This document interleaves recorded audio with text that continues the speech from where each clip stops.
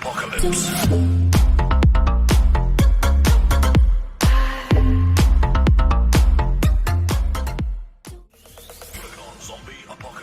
Good morning, BTB TED second year students who are currently taking the EDUC 5. EDUC 5 is the Technology for Teaching and Learning 1. So last time we had a course orientation and at the same time an introduction to BTSI to EDUC 5 as your course for this this first SEM to be specific.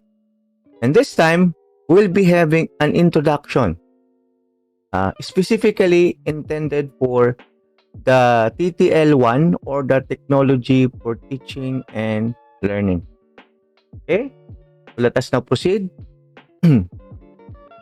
So last meeting, aside from we had the quadrant, I presented some of the salient topics to what to expect for this EDUC 5 for the Technology for Teaching and Learning. And actually, class, before I present my material, our lessons, we'll be having a simple activity. Okay.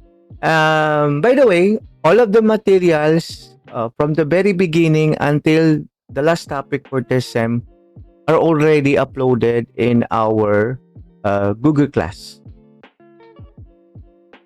Okay.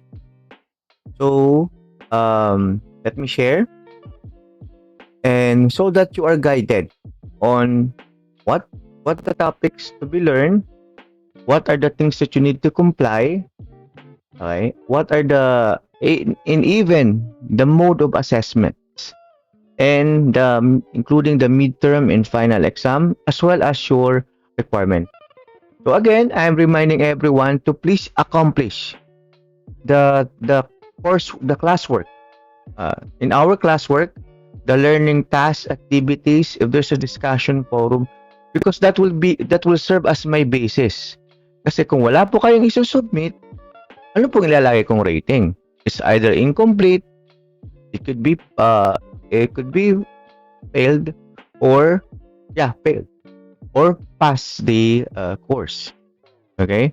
And class, we are bounded by rules or policy here in Bicol University. That's why you have your student handbook, right? By the way, class, do you have a copy of your of our student handbook, the recent one? Just confirm.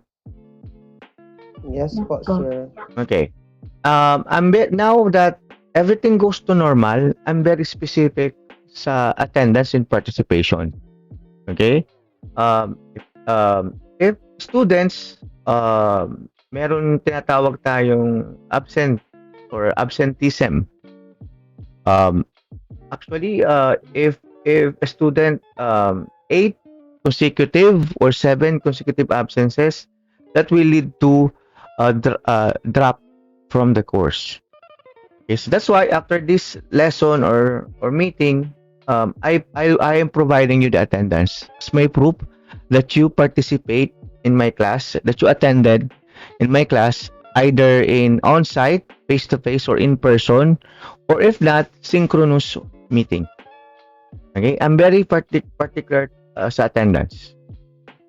Habitual absenteeism is like a form of tardiness, unless there's a justification there by simply providing us an excuse letter, okay, signed by your parent or guardian, citing your reasons why you didn't come or attend to my session or class.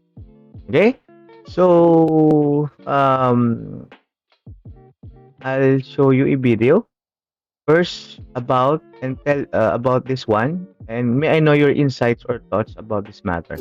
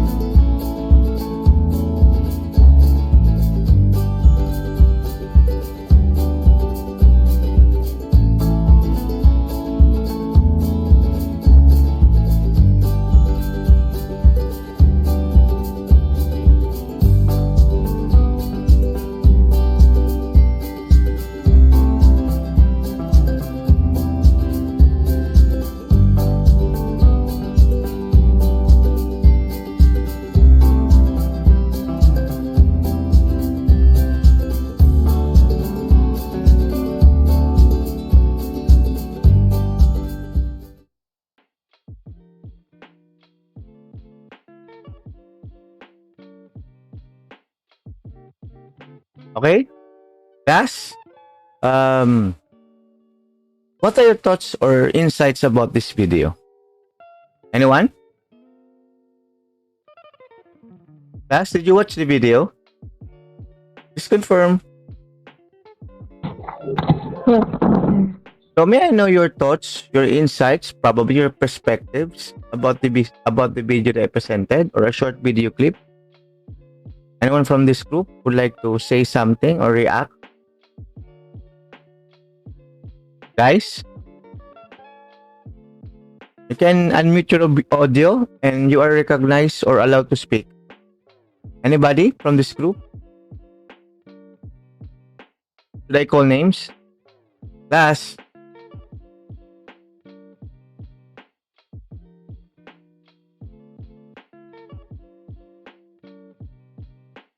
Hello. Moira. Miss Moira Bilarmino. Go ahead po. Sir, since the first year, the vision and mission has already been discussed to us, so we are already quite familiar with it. The vision allows us to guide ourselves into, since we are expected to become leaders and change agents for social development, social change and development. We are guided on how we are supposed to act and what we are supposed to achieve. And the mission of the Bicol University allows us to see what the Bicol University is giving us, its service. So we are also motivated to give back in return, which is also connected to its vision. Okay. Well said. Did I hear it right? It was already introduced from other courses, but in my class, not yet, right? Am I right, Miss Moira? Yes. Okay. Some of you wondering why is it every the start of the class for every course, Bicol University is emphasized, particularly on its vision. Okay. Class, we are bounded by the syllabus. Okay. Part of the course orientation is the introduction or an orientation about the BMGO. So don't worry, I'm just giving a short glimpse or a short presentation about that because I want to know your thoughts or perspectives about it. Some of us knows already, diba? Can restate, can recall the vision of the university. However, some of us doesn't apply what's in the vision. Some of us just ignore, knows what's the vision, but hindi nila maintindihan kung bakit pinapaintindi namin, pinapa-emphasize namin itong vision ng Bicol University. Right? From the term, a world-class university, producing leaders and change agents for social transformation and development. I agree to Ms. Moira that you students will be leaders of tomorrow or leaders of the future.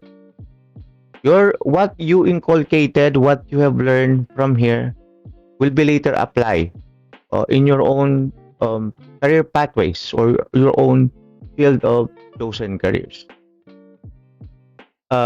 Here's my discourse about this vision of the university. Do you agree that BU is considered now a world-class university? Is it a yes or a no?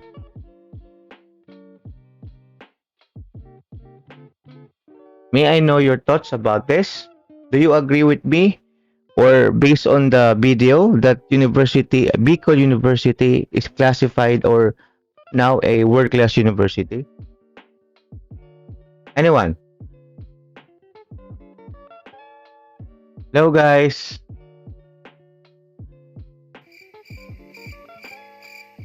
Anybody there? Carl? Pabor? Are you there po? Pagalawin nyo naman po yung baso. Hello? Yes, Miss Listor.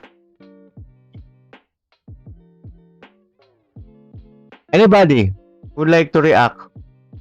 As yes, Miss Lucinerio. Yes. Yes. Go ahead, please. Yes, sir. I do believe that the Bicol University is now considered as a world-class university, for it is already said po, sir, in the its vision, which is a the vision of the Bicol University, which is it is a world-class university producing leaders and change agent for social transformation and development. So meaning to say po na parang pig-claim na po ng Bicol University na it is a world-class university, for it produced agent po for social transformation and its development. For sabi nga po kanina ni Moira na we are a future leaders, if I'm not mistaken. So that's what I understand po, sir. Okay, sige. So, what when you say world class university or the term world class, what pops into your mind? What comes into your mind?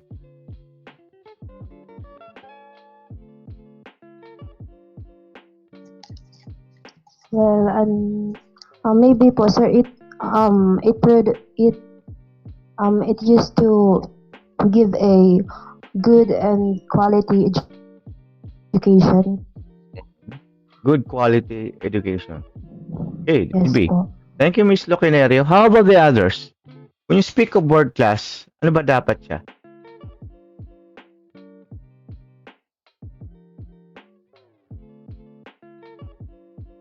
Pabor? Carl? What's it? Sige. Who's raising the hand? Nabares? For me po, sir, the word world class po, sir. I think po, sir, as a university, Bicol University, a world class university, it produced po, sir, a globally competitive graduate po, sir, that can compete internationally po, sir. Okay. In terms of workforce or Yeah, I agree. Correct. So, pag sinabi nating world class, as far as education is concerned, we are honing, we're developing, we are molding students who will be later on catalysts or change agents to be part of the 21st century workforce. Okay? I saw Miss Listor raising her hand or clicking the raise hand icon. Yes? Listor first? What was it? Look, sir. Actually, you already mentioned po, sir, what I am trying to See. stress po. Okay. Sige. How about Ano Carl? po, sir? Sige. May idadagdag ka po ba?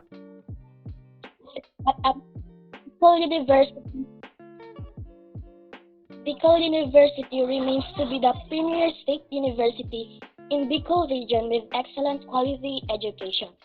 The Bicol University vision molds each and every student in becoming a productive and responsible scholars who would one day become leaders that will serve our country in the nearing future with a passion for change, who will provide the foundation of a high-performing state or country. Okay. Sige. In the Bicol University mission, filling up enough wisdom and skills to contribute and make the best we could for our chosen career path. It provides instructions for improvement. It facilitates what we students know and demonstrates the outcomes or goals that were expected to us, and it helps us maintain our posture and educate us to do the right thing in a right way. Okay. So, thank you, Miss. With this posture, can develop Sige, go ahead. to solve the problem, make good decisions when current events affect us directly po, sir. Applying those understanding and knowledge po, sir, effectively in our profession. That's all po, sir. Okay. Well said. Thank you, Miss Listor. I saw the hand of Carl Pabor. Do you have something to share or say about it? Let's go. Go ahead. I believe po, when we hear a world class university, university is that it is creating and spreading knowledge in a range of disciplines and fields, and delivering quality higher education in at all levels, and serving national needs, and lastly is furthering international public interest. That's all po. Thank you. Thank you, Carl. You have a point also there. But, just are you familiar with expectation versus reality? Have you heard of it?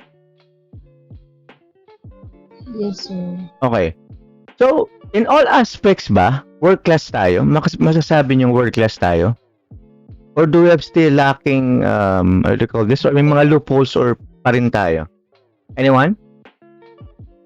Would like to react? Hindi po, sir. Yes, John Mark, what was it?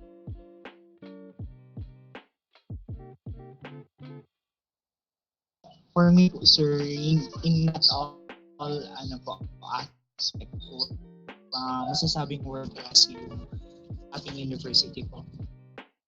What do you observe based on your experience as now that you are sophomore or second year student? Ano yung mga nakikita mong mga lapses namin?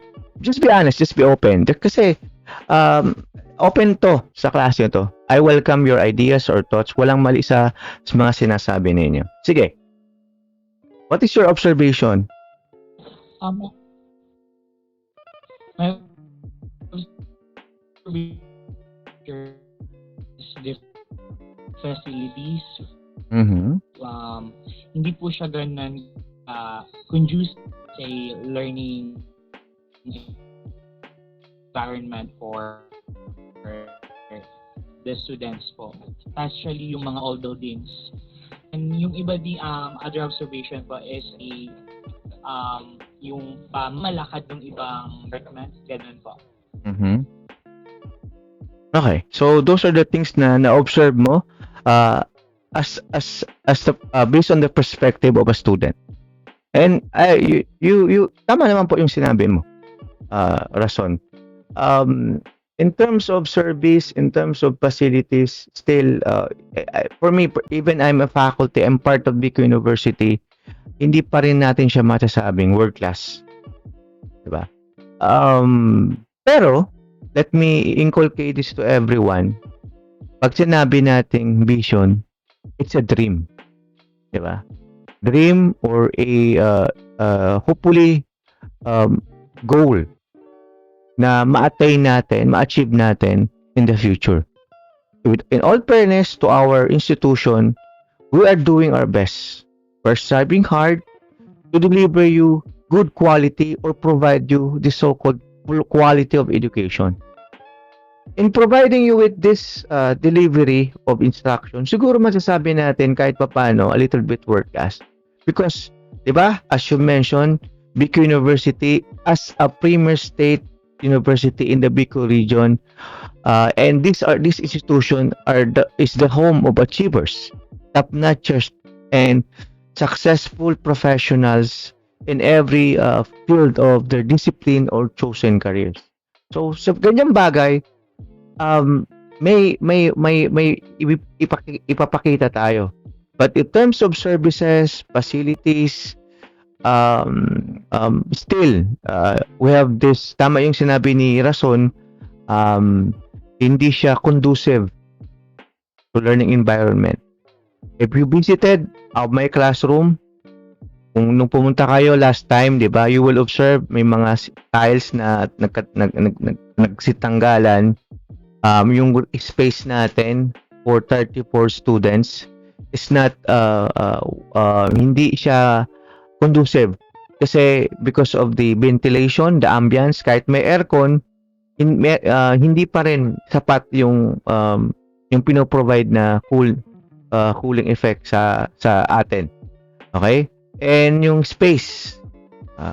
Okay? Pag sinabi kasing world class, students hindi na nag-fall in line, hindi na po nagigising ng maaga just to submit their medical and dental records, just to go to the registrar to facilitate the enrollment, di ba?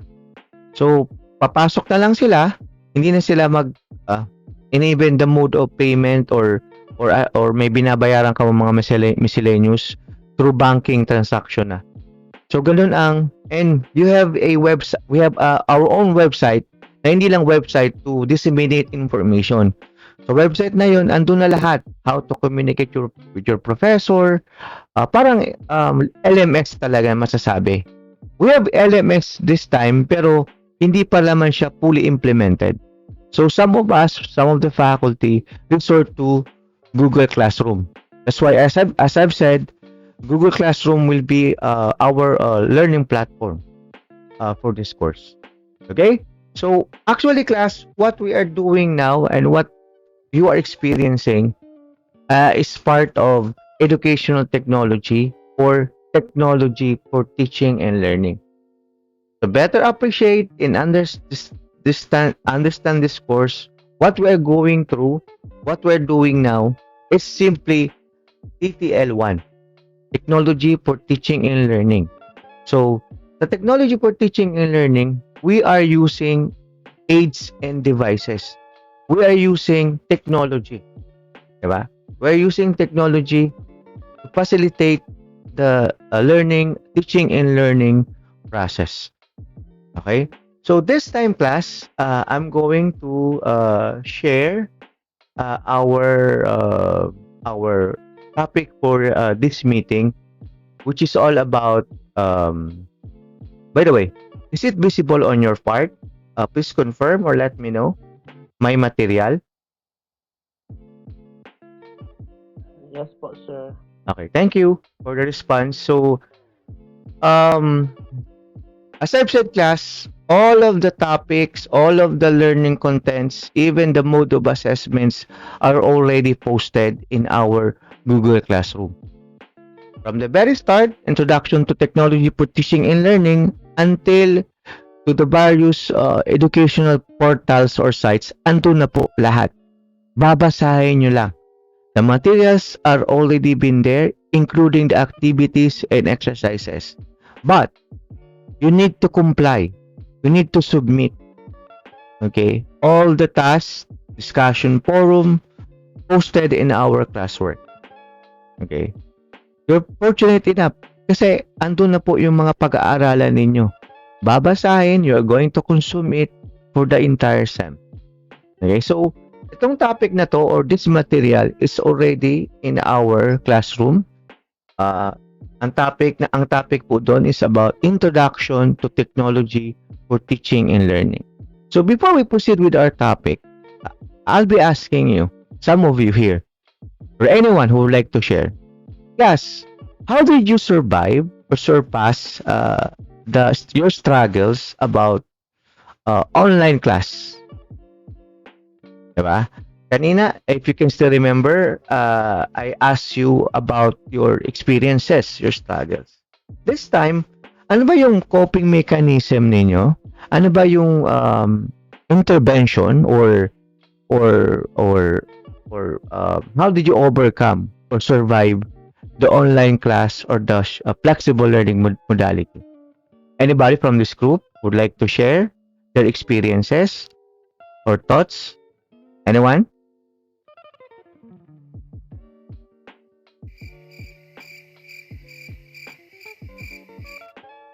Class, please bear with me ha. This course po is talagang class, I welcome classroom interaction po.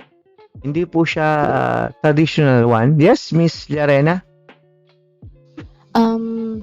I did my best lang po, sir, to comply for the activities given by the professors lang po. In what way? In what strategies probably? Ano ba yung mga ginawa mo just to pass all the courses in BTB-TED? Okay? Pakia? Ano ba? Did I pronounce your surname right? Steven? Yes po, sir. Sige, go ahead. So, ano po, sir, what I did po, sir, is to properly manage my time po, sir, during online classes po, sir, and also to learn po how to use po yung yung mga Google Classroom, Google Documents, so that po it will be easier po for me po kapag magko-comply po ng mga requirements. Okay. So, thank you. Thank you, Pakia. Tama, natumbok mo yung hiningi kong idea. It is all about using the Google Classroom, various tools or applications just to learn. Actually, these are what we call digital learning resources. Okay? Na serves as our aids and our assistant just to study, learn about the topics provided by your faculty in charge for a specific course or professor or course facilitator. Okay? So, so in other words, these digital learning resources are part of what we call technology. So, meaning to say, class, technology plays an important role in education. So, aside from this losing of learning resources, how did technology help you in the teaching learning process? May I hear from the others? Ano bang benefits ng technology sa inyo, class? Anyone would like to share his or her idea? Yes, okay, again, Pakia. For me po, sir, it is, po, sir, mas accessible po, sir, yung learning po, sir. Okay, you got it right. So the keyword here, the keyword, class, is accessibility.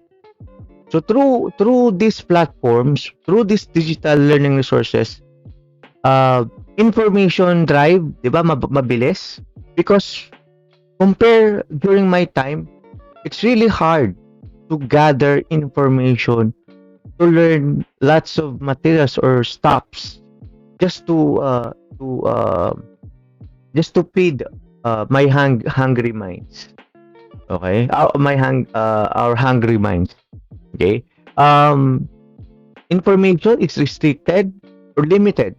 For the past 7 or 10 years ago, we resort to proceed to the library and look for books or references about the assignment provided by our faculty. This time, with the tip of your finger, a matter of click, you can easily in an instant, diba? You can easily get the information you want. Okay. So what else? I saw Rason raising a hand a while ago. Do you have something to share? Hello? Is Rason around? Ash, are you still with me?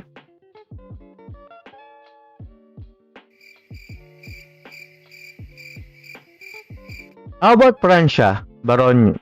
Tama? Francia Baronia? Are you there po? Miss Francia? Yes po, sir. So, anything you Yes want to po. share? Sige, go ahead please. You have something to share about the benefits of technology? Sige. Just like what you've said po, sir, mas accessible po and mas madali po yung pag-acquire ng information po using technologies. Okay. So, I saw thank you, Miss Francia. I saw Miss Listor. Do you have something to share? With the help of technology po, sir, it improves the quality of our everyday life by doing routine and even complicated tasks better po, sir. Like Okay. yung setup po, di ba, yung last year? Okay. Mas napapadali po, sir, learning materials sa amin through using technology po. Okay. Well said. So, technology aside from the term accessibility, it brings convenience. Diba? madali tayo makakuha ng information or data because of the World Wide Web, the internet, the search engines. Di ba? Dali makakuha ng information ngayon. If you are not familiar with the term or vocabulary, if may nakita kang object, halimbawa, I'll show you another application. May nakita kang isang object. Hindi mo alam kung anong tawag doon. So, paano ko siya ita-type? Unang-una, hindi ko alam yung pangalan. So, are you guys familiar with Google Lens? Have you heard of it? Anybody from this group? Are you familiar with Google Lens? Yes po. So, po, sir. okay. Acosta, saan ba ginagamit ng Google Lens? If you are familiar with it. Mostly, sir, ginagamit po, picture po. Ano na lang po, pig-scan na lang po yung picture. Then, malawas naman po. Lalabas na rin na po yung yung tawag doon po. Good. Thank you for sharing. So, ang Google Lens po, as I've said kanina, if you are not familiar with the object, ang gagawin mo, you take a picture, i-send mo sa program duman, and then it will tell anong tawag doon, and may definition or meaning pa doon. Okay? Halimbawa naman, since we're talking about softwares, applications, ano bang ginagamit yung mga tools, educational tools, apps, para matuto tayo? So, para bigyan ko kayo ng college hacks, para maintindihan nyo yung mga lesson, ano ba yung para makaka-submit kayo ng mga requirements, ano ba yung mga strategies ninyo or college hacks para matuto kayo during the pandemic or during the challenging time. Anyone would like to share? Aside from Google Lens, what else? Sharing tayo. Anyone from this group? Or nakastick lang kayo sa Google Classroom? Wala kayong ibang ginagamit ng mga applications? Anyone, class? Hello? Are you still there po? Okay. I saw Razon, followed by Sibay. Razon, are you raising your hand? I called you a while ago. Do you have some... Sorry, go ahead, please. Am I audible na po? Yes, loud and clear. So, I use, sir, Grammarly to check the grammar of my words. Good. Po. So, thank you. Ang Grammarly class, I know it's effective to lalong-lalo na kapag you are preparing a narrative report or a reflection paper or reaction paper. It is used to correct your grammar and then subject-verb agreement, past tense, participle, something like that. In other words, ginagamit siya. Pero, ang disadvantage naman niya, students tends to be lazy. Hindi nagiging creative. Right? Kasi you resort or too dependent masyado sa Grammarly. Yeah, I'm also guilty of it. Lalo na sa I am bombarded with voluminous tasks. Ang dami kong mga pinapagawang assignments, activities. Aside from, I'm handling 5 classes. Diba? And aside from that, I do research also. And extension. May community outreach din po na ginagawa. So, Grammarly is an effective tool for sa paggawa ng mga write-up or narrative. I heard muna si Bai raising her hand. What else do you, can you share to us? Ano bang ginagamit mo? Miss Bai? Yes po. Good morning, sir. Masabi na din po ni Marky, pero po, minsan po, nanonood din po ako ng mga YouTube, mga lessons po doon. Kasi minsan po, mas nabobroaden po or mas naiintindihan po yung particular lesson. Yes. This tool is really vital sa lalo na sa mga practical, hands-on, di ba? About sa pag-pattern design, di ba? Sa inyong field of discipline, pinag-aralan yung mga pattern making, tapos mga measurements, tapos yung mga different types of sewing, di ba? Yung mga types of pananahe. So, YouTube, nakakatulong siya. Sa discipline ko, I'm into electronics technology. Before, I focus on mga hardware. Sa pag-kumpuni, sa pag-assemble ng project. But when I had my dissertation, uh, through YouTube, helped me talaga. I learned how to program. I learned how to study the different softwares for programming. That's why yung dissertation ko, when I developed the technology. By the way, yung dissertation ko pala, I developed a robot. So I'm into robotics. May ginawa kong technology. The challenge is how to simulate that hardware using a software. And then I learned also how to program using a mobile app. So I was challenged to develop my own program para mapagana yung aking robot. So talagang nakakatulong ang YouTube sa paggawa ng mga projects or anything. It's a good source of information. Kaya baga, yung pamangkin ko, now, ang daming mga bata ngayon at a young age, napakagaling magsalita ng English. Napaka-fluent. Diba? And they really easily manipulate mobile phones and devices. Diba? Compared to a senior or mature individual. Ang iba sa atin, medyo hindi pa burst or sabi sa mga technology. I'm not referring to your age ha. Some people, 'di ba? But yung mga new generation ngayong class, bata pa lang, marunong na mag YouTube, marunong na mag yung pamangkin ko, 3 years old pa lang, marunong siya mag-navigate ng mga applications or software. And she really speaks fluently sa English. So thanks to YouTube Academy. Kasi dahil dyan, natuto yung pamangkin ko magsalita ng English. However, 'di ba sa ating basic education, meron tayong tinatawag na mother tongue. Diba? Ito yung ating vernacular or native dialect.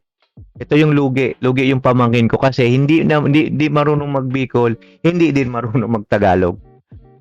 'Di ba? Dahil sa Cocomelon, dahil sa Paw Patrol or other, 'di ba, mga YouTube children sa YouTube na shows or videos, ang gagaling magsalita ng English ng mga bata ngayon. So aside from that, I saw Nabares. Do you have something to share about ginagamit mong tools? Yes? Go ahead, please. One of the tools po, sir, that helped me during my online class po, I mean, doing my activity po online po, sir, is the application Canva po, sir. It helps Ganda. me to prepare my report and presentation po, sir, and other related sir, activities po. Okay. Ang Canva naman, class, para siyang, di ba, I mentioned this last time, na para din siyang PowerPoint. Pero mas tawag dito, ang daming ways on how to improve your presentation. May mga features, may mga transitions, and aside from that, using your creativity, maraming application ang kayang gawin ng Canva. Thank you for sharing, Nabares. And how about Carl? Yes po, sir. And yung may share ko po is based on my experience is yung when it comes to editing videos, I recommend the CapCut po. Yes, especially CapCut. When yung sa mga PE videos po. Yun po yung ginagamit ko. And also the Lightroom sa pictures naman po. Mas pina-enhance po yung picture, yung mga color po. Oh, if you're into thank you, Pop Carl, very helpful yan. If you're into photography, sa mga designs, 'di ba? May ginagawa kayong mga pictorials ng mga dresses or 'di ba ganyan. Maganda gamitin ang Adobe Lightroom. Okay, may maganda siyang picture na pang-enhance lalo ng inyong ginawang art, 'di ba?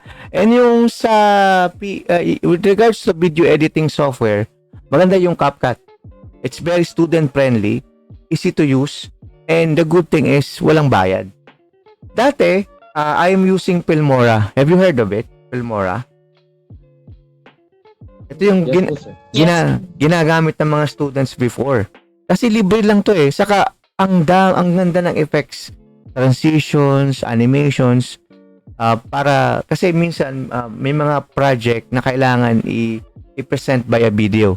So yun ang ginagamit nila. However, due to the demands, may free trials. However, ilang araw lang 'yan, ilang days lang 'yan. Tapos babayaran mo na. Mada-download mo yung Filmora, pero there are other features na hindi mo siya or let's say animation, transition, hindi mo magagamit because limited lang eh. How about the KineMaster? Have you heard of it? Na video editing software? Opo, sir. Yun yung gamit ko, sir. Okay, sige. I saw your hand po, Miss Broso. Do you have something to share also? Yes, sir. Go ahead, please. I can share yung Chrome extension na highlight. Okay. Sige. Oo. Sige. Very useful kapag nag-research ka pa lang ng data for your output.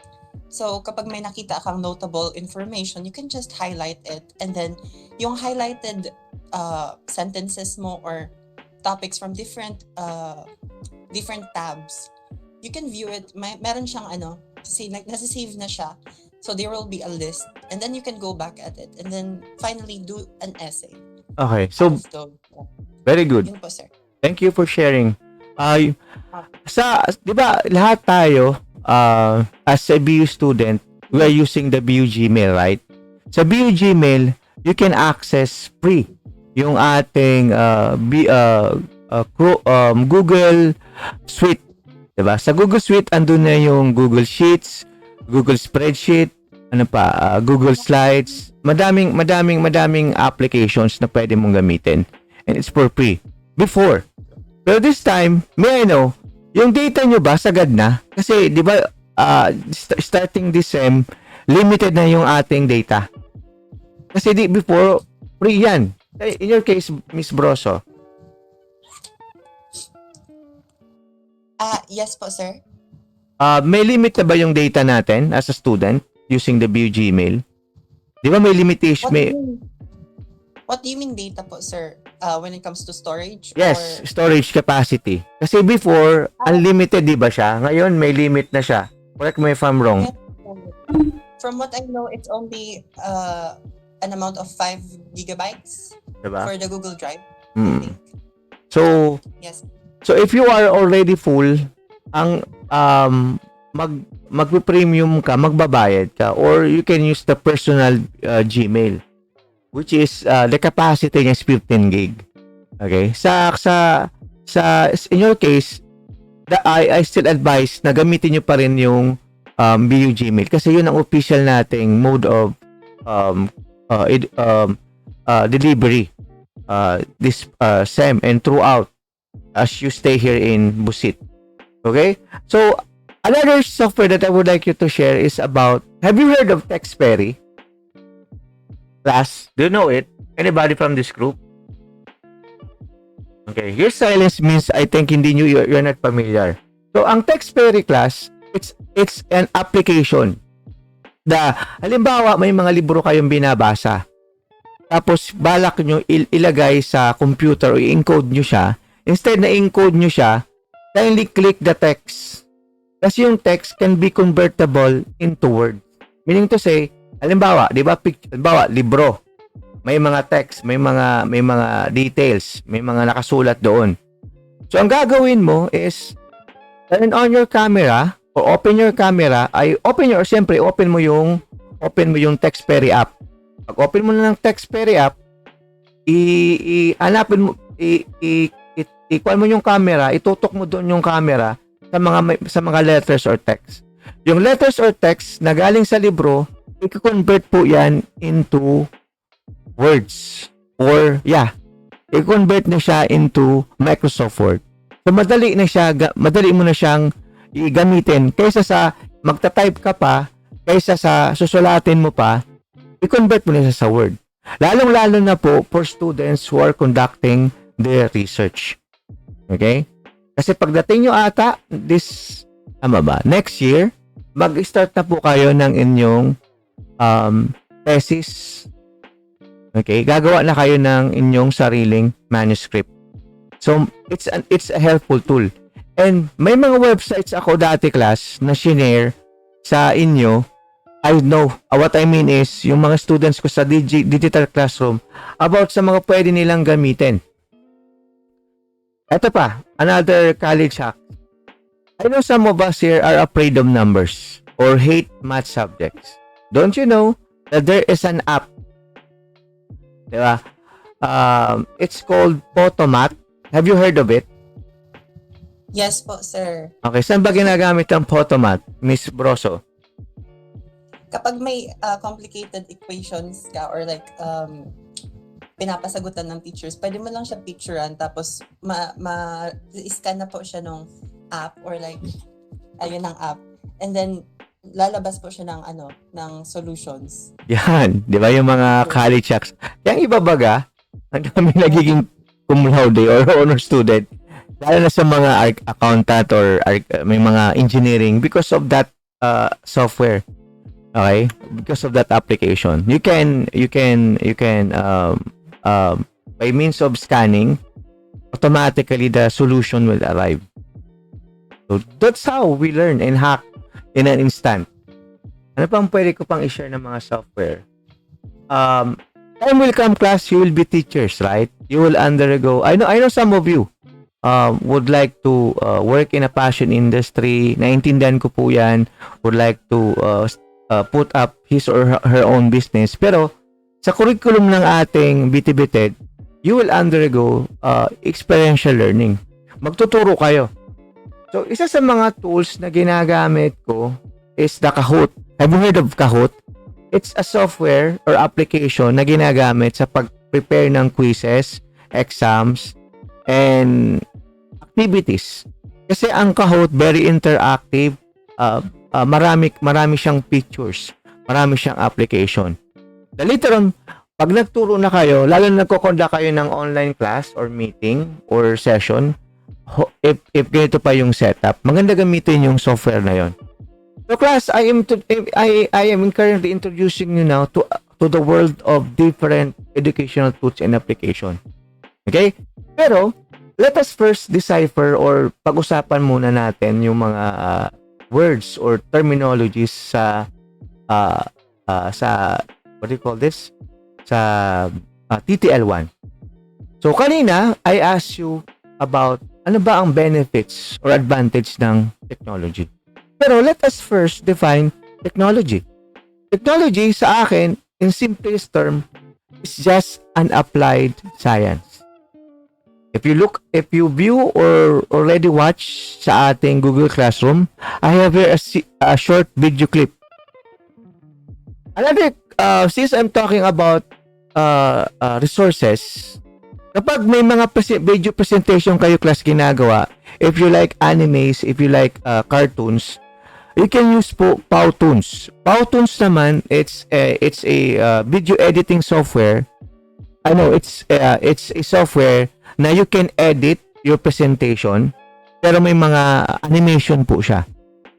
Kanina, if you will check our Google Classroom, there is a short video clip about introduction to technology for teaching and learning. So mama, i-play ko siya. Pakita ko sa inyo. So let us define technology. As I have said, it is an application of science. So science, as we all know, is a body of information or knowledge derived from careful observation until you come up with a fact or the truth. Ang science po, hindi po siya marites. Okay, hindi po siya marites. It's a truth. Okay. So, the word technology class comes from the two Greek words, techne and logia. Okay. So here, techne lang ang binigay, which means craft or art. But technology class, ang etymology niya, when you say etymology, that is the origin of the term.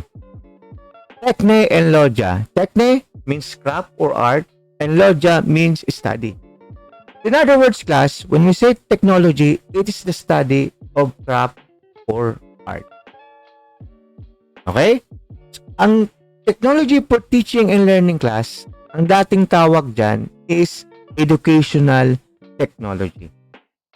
When we say educational technology, it pertains to the art or craft of responding to our educational needs.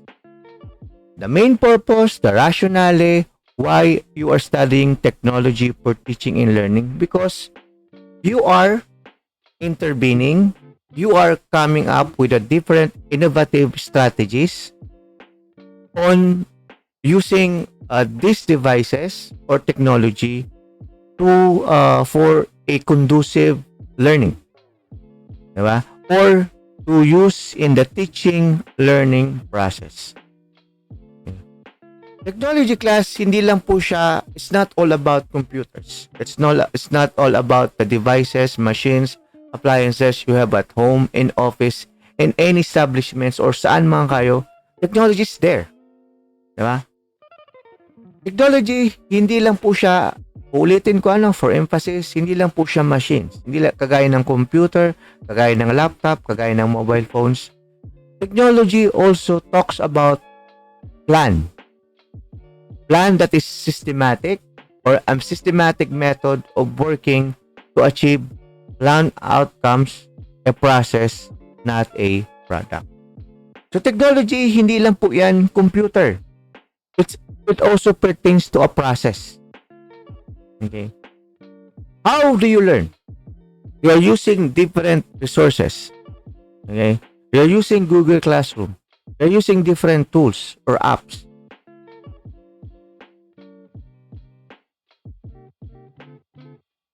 According to Dale, in 1969, technology refers to any valid and reliable process or procedure that is derived from basic research using the scientific method. The technology that is now, na meron tayo ngayon, that we have at present, is a product of research. There are students, there are parents or other people asking, bakit kailangan pa ng thesis? Nagpapahirap yan sa mga students. Plus, I'm also a research professor, and I know how important research at this point in time. Okay. Kung ano meron tayo ngayon, nahawakan yung mobile devices, meron tayong Google Classroom, meron tayong different digital learning resources. That is all products of technology, and it is based from research or a product of research. According to Wikipedia, since we're talking about research, class, it is not advisable to use Wikipedia as a source. Kasi, di ba, if you're doing your research, you need to acknowledge the source. Right? Plus, are you familiar with Wikipedia? Are you using this in your lessons or in your study? Class? Are you still there? Sir, I am familiar po. Okay. So, bakit kaya class hindi, if you're familiar, if familiar po tayo, bakit kaya hindi advisable gamitin ang Wikipedia? Yes? Thank you po, sir. From what I remember, it is editable by anyone. Yes. The information there. Yes po. Thank you, Miss Brosa. Ang Wikipedia, di ba, is a good source of information. However, hindi siya recommended gamitin as reference sa research. Kagaya ng sinabi ni Miss Broso, it is editable. Anyone from using the cyberspace, the internet, can edit and modify yung statement or meaning ng isang topic or ng word. Okay? Kaya hindi advisable gamitin ang Wikipedia. But we should be cautious kasi some of the infos or information sa ating Wikipedia, reliable naman siya. Totoo naman. But there are terms kaya dapat dig deeper tayo. Intindihin natin mabuti yung mga topics na binabasa natin. Okay. We can use other our source para to be able to understand and appreciate yung research nating material or topic. Okay? Sige. According to Wikipedia, technology refers to all the ways people use their inventions and discoveries to satisfy their needs and desires. Okay? And from the World Book Encyclopedia, Volume 19, educational technology refers to how people use their inventions. Okay? Same din. Needs and desires, example, learning. So, educational technology class is complex. Kasi ang EdUC is broad. Ang daming topics, ang daming parts na to define the term. So, it's a complex, integrated process involving people, procedures, ideas, devices, and organization for analyzing problems and devising, implementing, evaluating, and managing solution to those problems involved in all aspects of human learning. Ang technology class, EdUC, hindi lang siya machines. This includes people, processes or procedures, ideas, devices, and organization. So that's the basic definition of EdUC. According to Jonas and David, ang EdUC daw consists of designs and environments that engage learners and using reliable technique and method for engaging learning such as cognitive learning strategies and critical thinking skills. It is a theory about how problems in human learning are identified and solved. In other words, sa EdUC class or sa Technology for Teaching and Learning 1, pag-aaralan mo dito at ang iba't ibang techniques, different strategies on how to engage learning. Okay? What are your tools, applications na masasabi nyong reliable, masasabi nyong convenient sa pag-aaral ninyo since nasa blended mode pa rin tayo. Blended mode, andun pa rin yung online or flexible or distance learning. So other term is it is a field involved in applying a complex integrated process to analyze and solve problems in human learning. Ang EdUC class or TTL1 is also a profession like teaching. It is made up of organized effort to implement the theory. Okay. Kasi class, sa Technology for Teaching and Learning 1, ngayong SEM na to, pag-aaralan ninyo ang mga different principles. You are bounded by grounded by theories and underpinning principles how technology works, how this educational technology helps in engaging learning and or facilitate the teaching learning process. Okay? Yan ang meaning or definition ng educational technology. Another is a field of study which is concerned with the practice of using different educational methods and resources for the ultimate goal to facilitate the learning process. Ito yung sinabi ko kanina, which resembles yung definition according to Lucido and Borabo. Class. Ito yung terms or other terms that are associated with educational technology. We have technology in education, instructional technology, technology integration in education books, and or educational media. Pag sinabi natin, when we talk about technology in education, it pertains to the application of technology to any of those processes involved in operating the institution in which house the educational enterprise. So in other words, technology in education is the application of technology to food, health, finance, scheduling, grade, reporting, and other processes which supports education within institution. Excuse me. Some of us here, or some of my students before, confuse of the term educational technology and instructional technology. Sir, are these two terms similar or different? So, ang IT or instructional technology is part of ET or educational technology.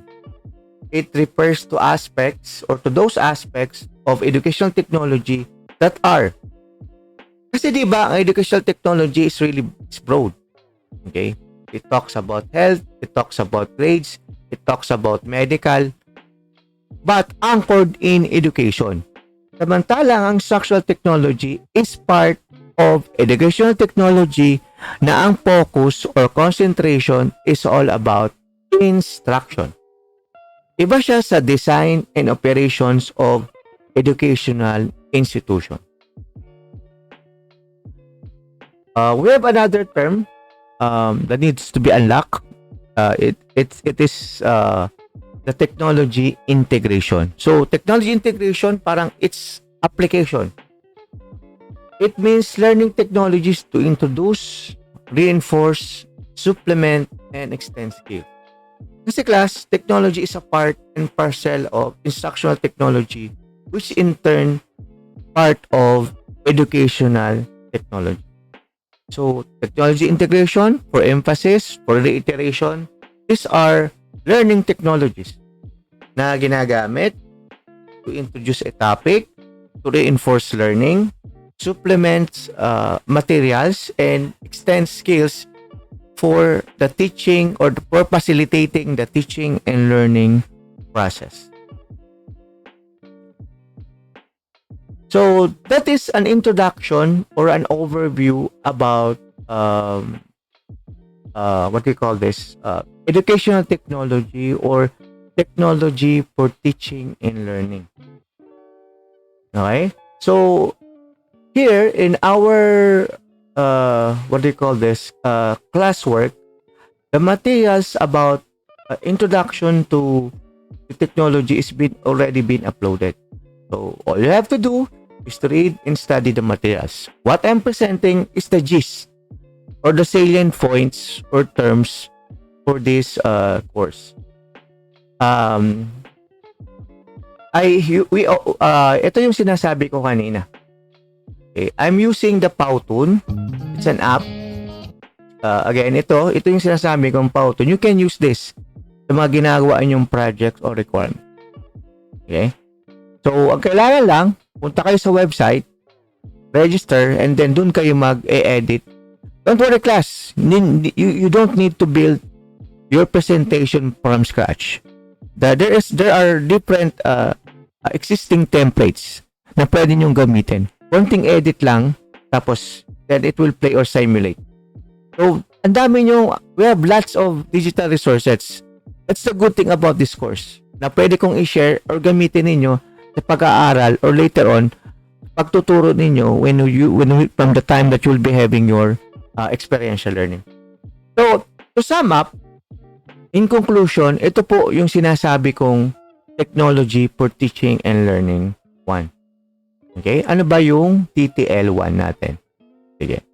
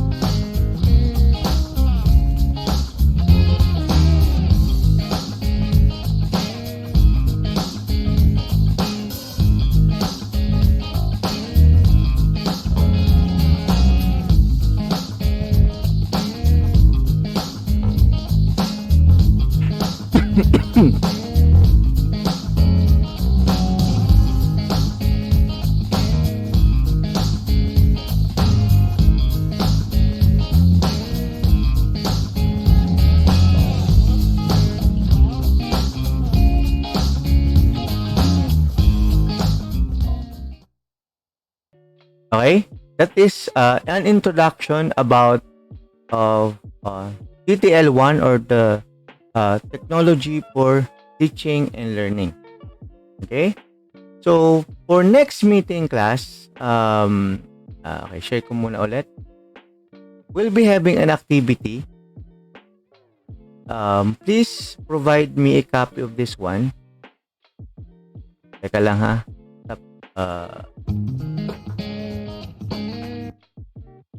Stop sharing. Okay.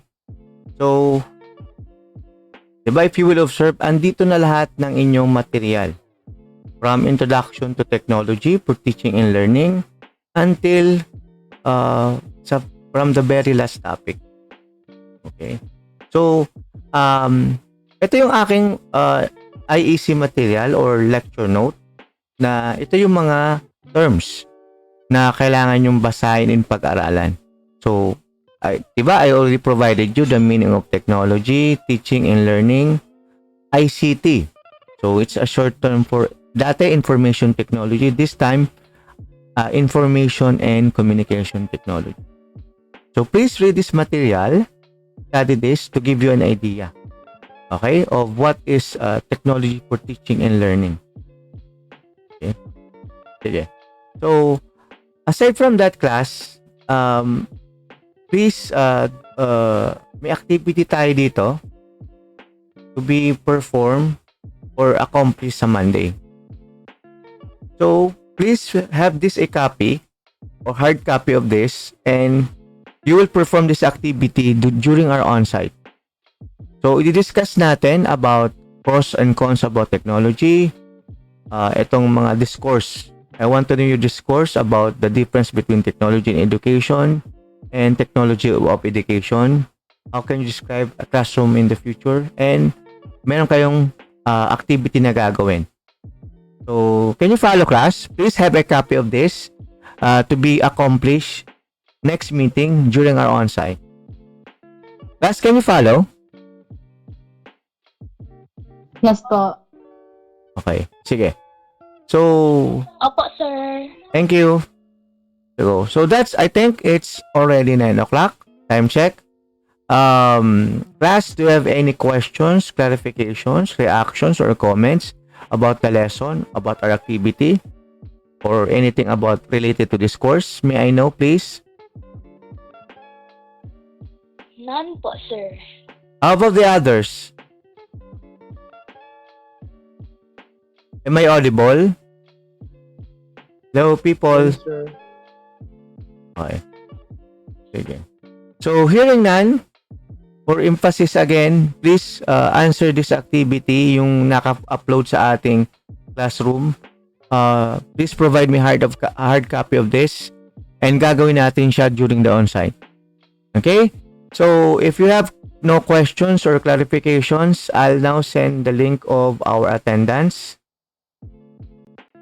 sa ating in-call messages or comment section. Please let me know or confirm if you access already, if you can see the link. Class, please confirm. Meron na po. Okay. So if you're done, kindly click the raise hand icon if you're done doing the attendance or accomplishing the attendance form. Okay? Okay.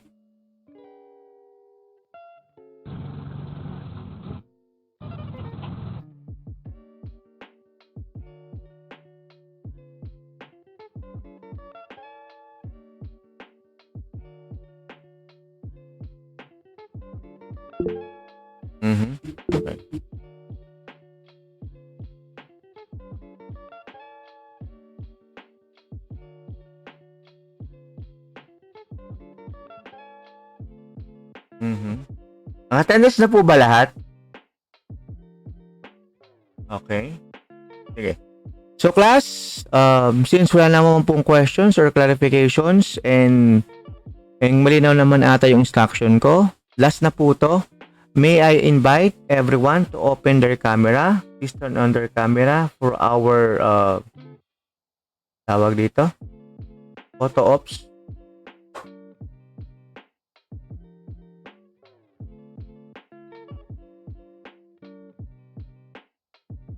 Sige.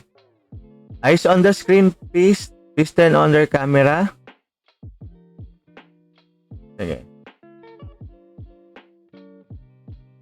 Eyes on the monitor or your screen. Again, I invite everyone to please open their camera.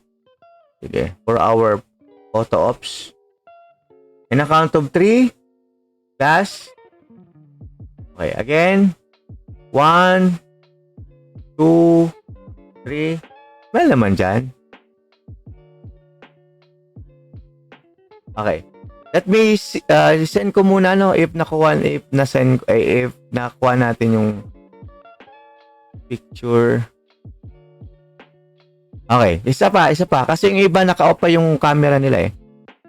So again, for the last time, please open your camera. Eyes on the screen, please. 1, 2, 3. Okay. Smile. Thank you, class. Thanks for your time. Thank you for your participation. See you next meeting. Sir, bye. On site. Bye. Sir, Keep safe. bye po. Sir, Thank you, sir. Goodbye po. thank you, sir. Bye po. Thank you, sir.